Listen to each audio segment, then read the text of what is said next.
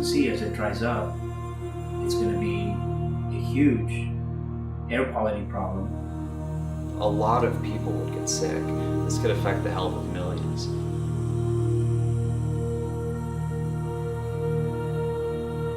Where those birds are going and what's their fate right now, I don't know. I suspect it's not good. We need to find a way to keep water here. We will see lots of birds die. I can't even see how they can come with that kind of agreement without a plan to keep the sea going.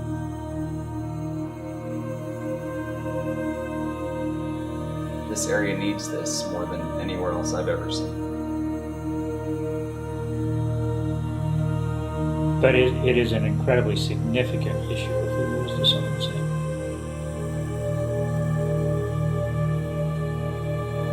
How can they consider it? Don't they realize what they're doing?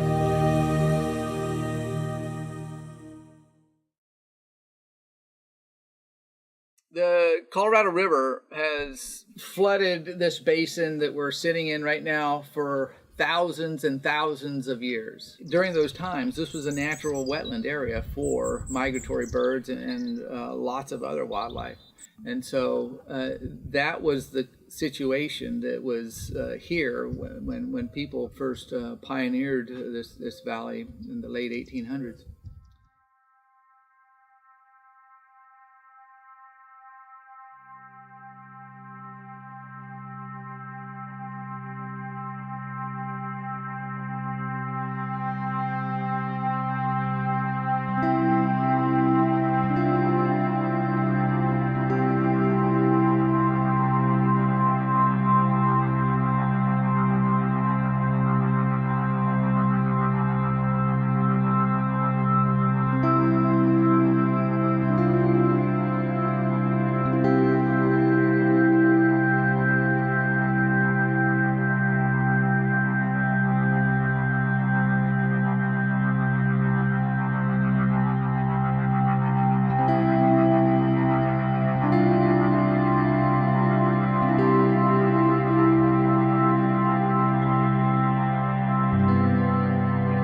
Something at the sea. If we don't implement some kind of restoration of the Salton Sea, about 65 to 70,000 acres of playa will be exposed. Right now, there's probably 8,000 acres exposed. That's a lot of playa exposure, that's a lot of particulate matter in the air, that's a lot of damage to humans and to wildlife and health. The supply for the Salton Sea is farm runoff, which means that all the runoff water that comes out of the agricultural fields ends up there, and then municipal water, and then other industrial water. Right now we have draining farms, not just here, but all the way up the Colorado River, and all that salt ends up here at the Salton Sea. So there's 4 million tons of salt coming in every year, and that's been going on for close to 100 years. There are additionally some toxins at the bottom of the sea. There is selenium, which is runoff from farms all the way up the Colorado River down to here. Selenium is an interesting thing because in very small doses it's essential to life, but in high doses it's toxic.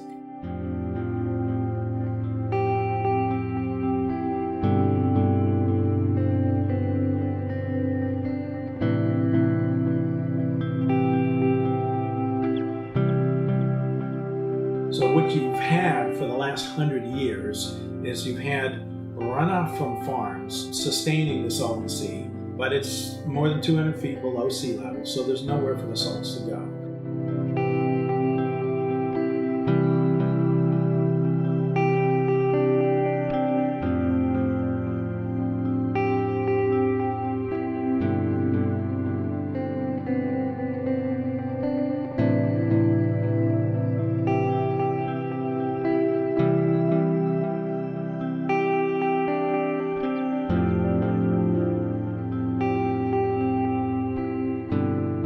Right now we have about 1 million acre feet per year of water evaporating off the surface of the Salton Sea. All the salt in that water stays behind. So you've got a slow, gradual rise of concentration of salt from essentially freshwater back in 1906 to now somewhat hypersaline conditions. It's about 30% more salty than the ocean now, and steadily rising every year. We're increasing salinity to the point where the fisheries will no longer sustain themselves. The fish experts predict that fish will not be able to reproduce in the Salton Sea when it hits 60 parts per thousand. We're real close to that.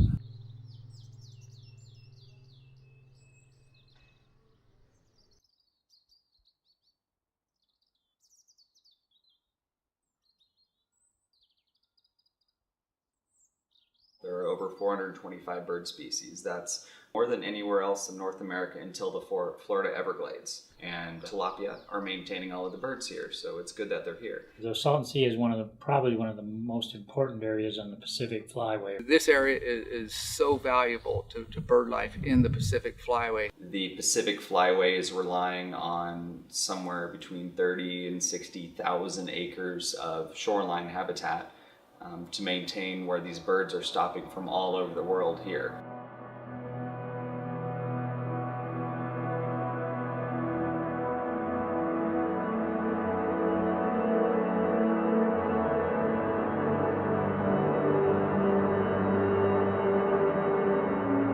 The more the Salton Sea shrinks and provides less habitat for the birds, there are no new places for birds to go, and they will die.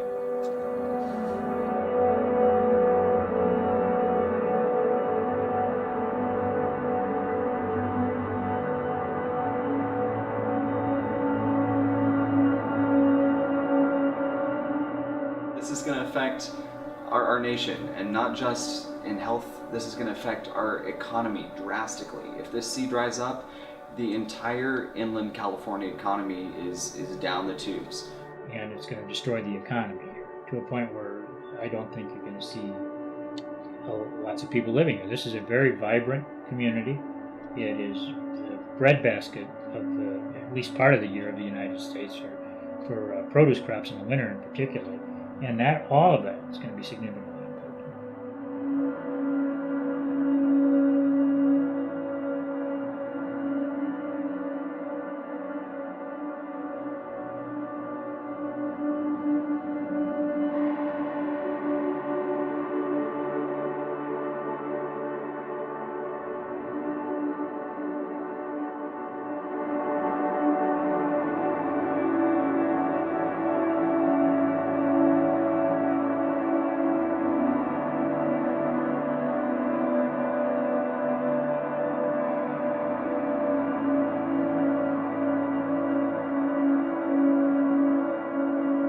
It's already been observed that you get a white dust blowing off the surface of recently dried areas.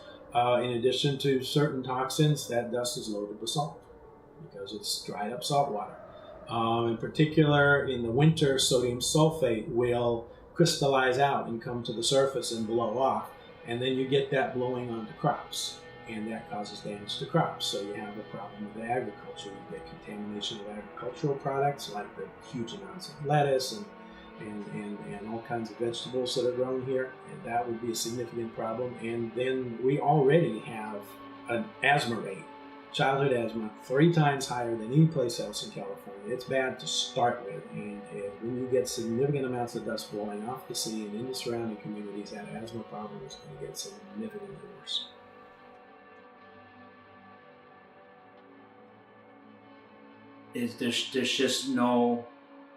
There's no room to think that what if nothing happens. There's no room for that. This community can't just be left to choke on contaminated dust, clouds coming into their community. It would be an environmental injustice. It's just plain wrong.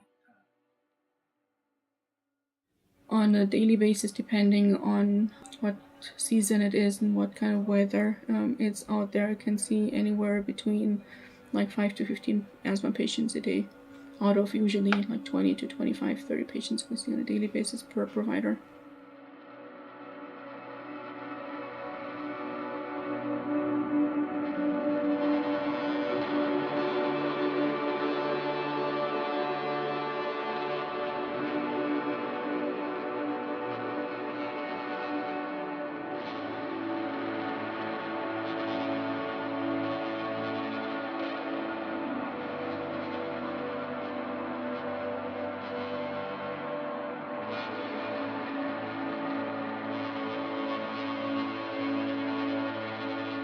In my personal life, I myself was diagnosed with asthma about 1.5 years ago.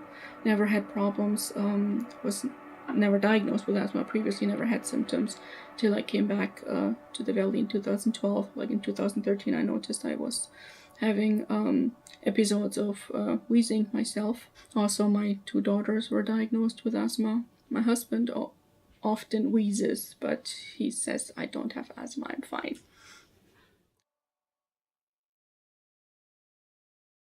In the valley, the particulate matter, the dust that's actually in the atmosphere, contributes a lot to exacerbating the asthma and making the attacks worse and making it harder to breathe. Like, I hear from patients most commonly that their kids are not able to exercise as they would like to, and that they keep their kids inside on windy days, and or that they start having more asthma symptoms and allergy symptoms on and shortly after windy days. Yeah, the concern about the dust is mostly has to do with what's sitting on the bottom of the sea. So when that gets picked up by the wind and starts to blow, you've got microparticles coming into people's lungs. We call it PM10, which means any particle less than 10 microns in size. There is a lot of particles out there that are less than 10 microns, and that causes lung problems. It causes asthma, it causes bronchitis, and there's recent evidence to show that it causes lung cancer as well. And some of it, as the Salton Sea starts to dry up and the dust starts to blow, it will get into the towns and cities around the area. 30 and 40 mile an hour winds are commonplace, particularly in the springtime, and they will be blowing dust all over the place. And one of the biggest problems that we have is that we don't have this phenomenon that coastal cities have, that have this natural broom that sweeps it all away. We live in an air basin, the Salton Sea air basin, and it all stays in our community. And at night, it all settles into our neighborhoods, and we breathe in this stuff. We live in a desert, so there's a certain amount of dust in the air that comes from the west, from the desert. But you can imagine that we're out of compliance for particulate matter now. You can imagine what would happen if 65,000 acres of playa is exposed. We'll be so far out of compliance we won't be able to see compliance. So that's a very serious problem from a human health aspect. We have one of the highest unemployment rates in the whole United States.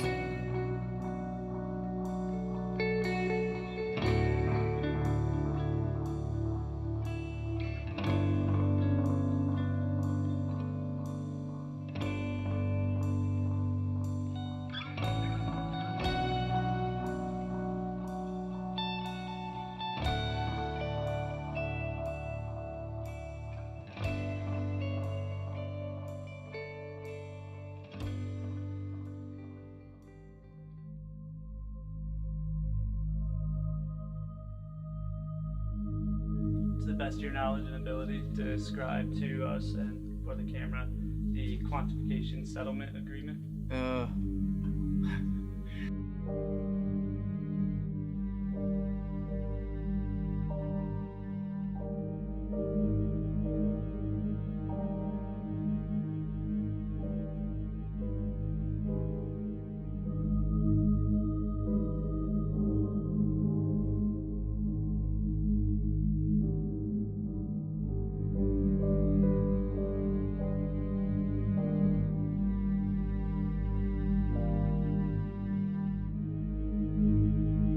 QSA is exactly, that stands for Quantification Settlement Agreement, and that's exactly what it was. California agreed to live within its 4.4 million acre feet. The other 2 basin states got their allocation. But that shorted a lot of areas, including San Diego and metropolitan other areas, high population areas.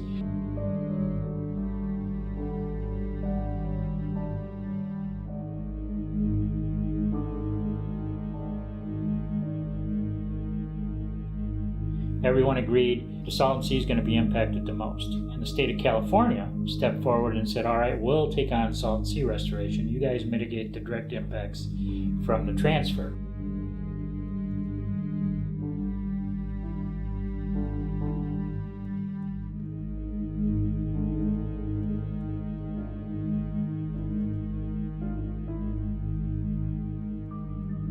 water transfer mitigation included the delivery of mitigation water, Colorado River irrigation water, to the Salton Sea until 2017 to maintain the salinity of the Salton Sea, because salinity is the biggest habitat issue. In 2017, that water stops. The permits require that water stops. We don't have a choice. And when the mitigation water stops in 2018, that salinity rise is going to shoot up even faster, because you just have suddenly even less water coming into the Salton Sea. So at that point, we've got a serious problem. We've seen areas around the world, Owens Lake in California, produce the worst air quality in North America when it was dewatered and exposed to winds. The thing about the Salton Sea is it's 3 times larger than that and has a number of different agricultural chemicals that have gone into the water. I think it was in September of 2012. I remember a huge wind came up the Sunday before I was at home out of the south. I live in Brawley, and I was making it, wow, that's a pretty crazy wind. It's probably 40 or 50 miles an hour. Anyway, it passed, and the next day people were asking, boy, is there a big fish die-off? It smells, and we think it's coming from the Salton Sea. And no, there's no fish die-off out there. Well, and there were a lot of reports coming from Palm Springs of this dead, smelly, rotten egg smell. And then up into San Bernardino, and then clear into the LA basin. The state of California, through their air quality monitoring stations, were able to backtrack hydrogen sulfide and backtrack the source all the way to the Salton Sea.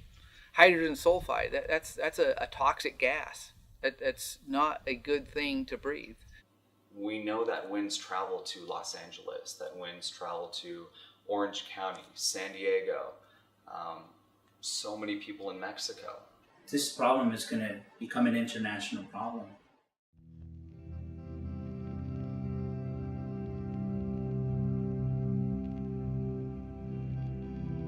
Unfortunately, we've been going on slow motion for the last few years because of budget problems at the state and limited funding availability at the federal government, and slow motion doesn't really work with the clock ticking on the environment. Oh, it seems like they kept having studies on things and studies and studies. And there have been hundreds of proposals over the years that have been shot down or argued over extensively. You know, it's all about money, I guess. You know, everybody's looking at somebody else, pointing at somebody else, trying to figure out, you know, where the money is going to come from. Is it going to come from California? Is it going to come from the federal government? So I can't even understand why they would even allow it to go forward without being able to assist us. How can they allow that disaster to happen here? It was understood that there would be a giant lawsuit storm if they didn't do these transfers and agree to this. We agreed to a water transfer. Maybe we agreed reluctantly, IID, but they agreed, and so we've got to move forward with it. And it essentially said the state is going to fund this and don't even worry about it. We're going to take care of it. It's going to be fine. The year after that, well, a few years after that transfer happened, we hit a major stock market crash, and the state kind of forgot this was an issue. Not the state's fault either. I mean, we hit who could have predicted the 2008 economic downturn? I mean, it just happened. There wasn't the ability at that point to restore the Salton Sea. The state's alternative cost $9 billion, and there just wasn't the money or the will to do that. There are so many different places around the world that need a lot of help, but it's just amazing that the Salton Sea is so close to one of the biggest metropolitan areas in the world, and it's been let to come to this state. So agriculture, wildlife, and human health problems are all a product of Salton Sea shrinking. Yes. Water transfer going Water through. transfer exacerbated that, correct. That's why when our board of directors passed the QSA, they didn't want to. But because there was the legislative promise from the state of California to deal with the Salton Sea, they did. I think they looked at it overall at that point in time and said, for the better good of California and the Southwest, we should live within that 4.4 million acre feet. And if IID can help by transferring some of that water, as long as the impacts here in the valley are covered, we'll do that. We did that. We're transferring the water. San Diego and Coachella have lived up to their end of the bargain. They're paying in their mitigation money. They're paying for the water. There's only one piece of it that didn't happen like it was supposed to, and that's Salton Sea restoration.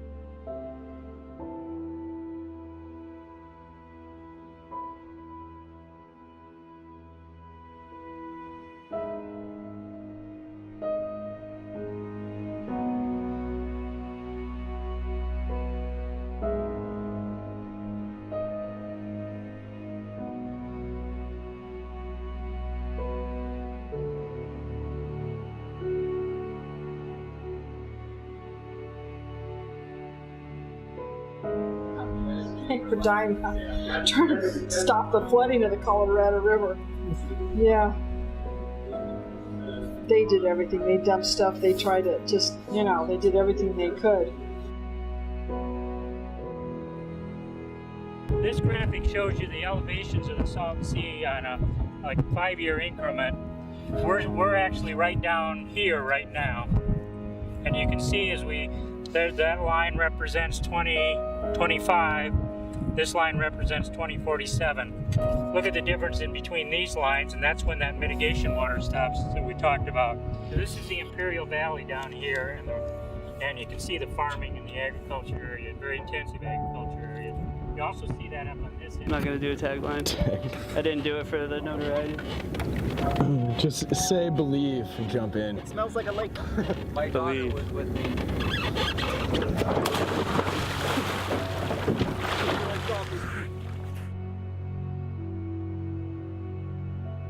This is a flyway, a migratory bird flyway, sir. where they come from north down to the Gulf of California here. There's large nesting areas down here. The duck hunters are now seeing examples of bird kill from eating the dead fish, which may have selenium in them. And that will compound it. You will have environmentalists suing all over the place to force this to be cleaned up. And that means the only way will be like they did at Kesterson, which is shut down part of the agriculture. And that's $1 billion a year agriculture there. A 10% shutdown is $100 million a year.